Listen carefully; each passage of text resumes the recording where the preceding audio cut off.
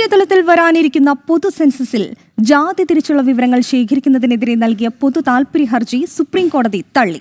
ജാതി സെൻസസ് നടത്തുന്നത് സർക്കാരിന്റെ നയപരമായ തീരുമാനങ്ങളുടെ പരിധിയിൽ വരുന്നതാണെന്നും അതിൽ ഇടപെടാൻ കോടതിക്ക് കഴിയില്ലെന്നും സുപ്രീംകോടതി വ്യക്തമാക്കി.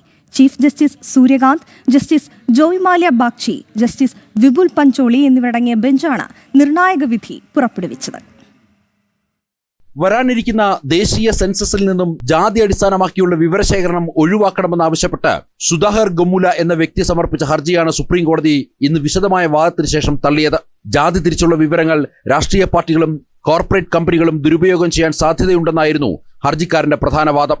എന്നാൽ ഈ വാദങ്ങൾ പൂർണ്ണമായും തള്ളിയ കോടതി ജാതി വിവരങ്ങൾ ശേഖരിക്കുന്നതിൽ തെറ്റില്ലെന്ന് വ്യക്തമാക്കുകയായിരുന്നു.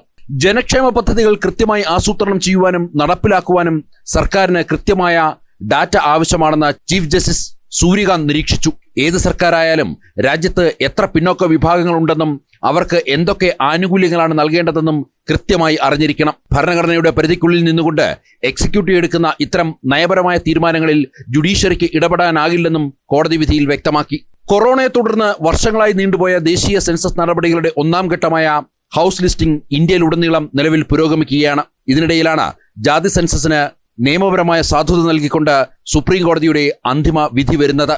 ജനം, ഡൽഹി.